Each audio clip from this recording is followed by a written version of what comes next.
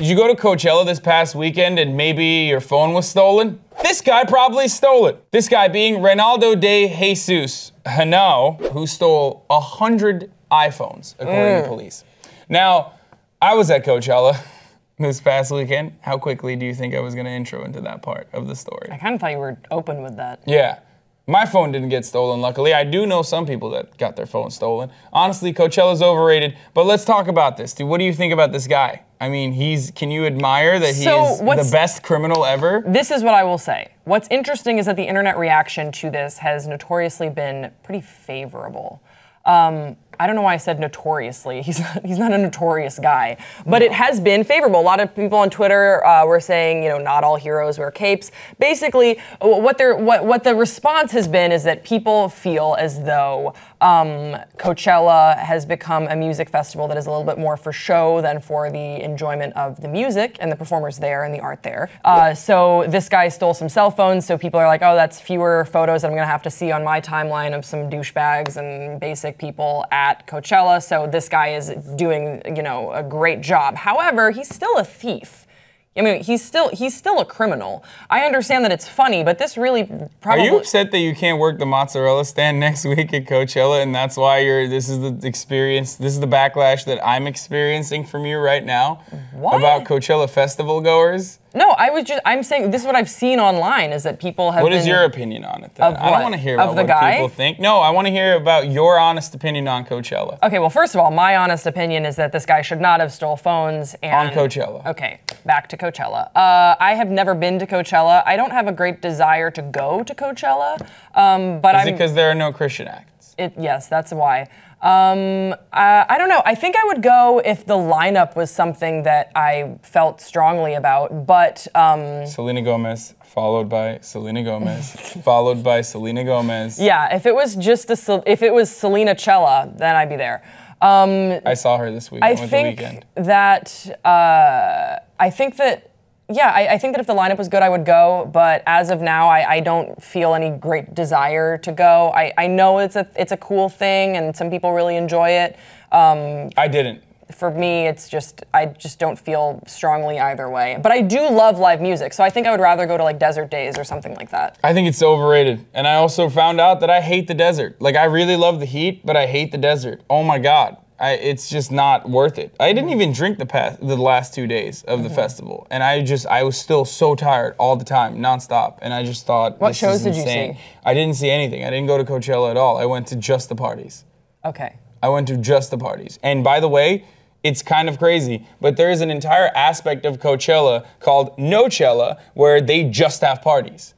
Like all of these brands, Paper Magazine, Nylon, like all of these different magazines and also all these different brands partner up together and throw these insanely lavish parties. And it's like a lesser known part of Coachella that are in that same valley, around the same vicinity of Coachella, around the festival. And like I went to Katy Perry's brunch on Sunday, for example. Like she was throwing a brunch because she has a shoe line coming out. And it was sponsored by like 100 different brands. And the parties are what a lot of the celebrities that attend Coachella go to for, like especially there's one called Neon Carnival, which is like the massive one, and it's really, that one was actually pretty dope. But see, I think that they had an entire festival alongside the actual festival. But it's not a festival; those are parties. So I think that for me, no, the Neon Carnival is a festival. Like it's a festival. Yeah, there's like music. There's artists that come out and DJ. Is it a day though? Is it one day? It's at night. It's just one night. But it's one, so it's a party. It's a night party. Kind of. So I think that if I were to go to a music festival, rides and amusement shit, like it was awesome. So it's a fair, or it's like a little mini night fair. I just mean that, explain it. Right, but if it's one night, so a music festival or like a comedy festival or something, it takes the span over like multiple days. And I think that that's really cool that there's like night parties and that sort of thing. But if I were to go to Coachella, I think I would want to go because I really enjoy live music. But I also don't think I don't think that I would go if I didn't have the opportunity to have really good a position to see the stage, because then you're just kind of staring at the back of 50 people's heads. No, that's another really annoying thing. Like, yes, I didn't go to Coachella, but I'm very familiar with it. So now they've expanded, so there's elitism in every facet of entertainment, obviously. That's not a new concept, right? But now you need to have an artist or artist guest pass. And only then will you be allowed to get the best possible seating to experience the entire like festival. And then after that you have VIP, which they've expanded greatly, and that's a lot more expensive than the GA, which is general admission. And when you're general admission, you're basically pond scum, and you can't see anything. Like it's just like you can barely see the stage. Yeah. And that's really annoying. I mean, that's one of the biggest reasons why I always hated festivals, because they commoditize something that's supposed to be so personal to you. Like when you're feeling down or when you're feeling happy, like you have this personal connection with an artist, right? Mm-hmm. You put on your headphones and you listen to music, or when you're driving down the street, you listen to music and you feel in touch with this artist that's communicating to you about your problems almost, right? Mm-hmm. That's like one of the reasons why people love music.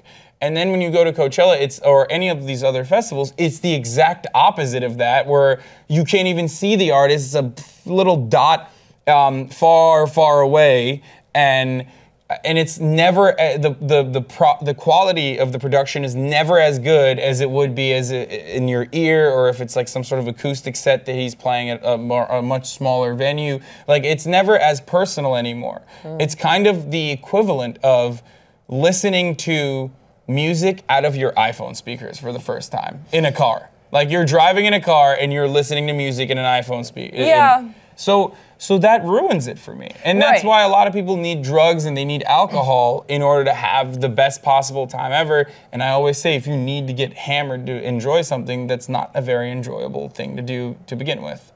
Yeah, I would agree with that. I think there are some festivals that do it right. I know that FYF, a lot of my friends have had fun. I've never been, and I've always wanted to go to Outside Lands. I've heard good things about that too. So I think there are ways to do festivals and have a good time if you enjoy live music. But for some reason, the allure of Coachella is not something that has ever really stuck with me. But maybe other people like it. I don't know, but we want to hear from you guys. Do you like Coachella? Do you hate Coachella? Do you appreciate that this man basically decapitated 100 people's social media access for the duration of this weekend?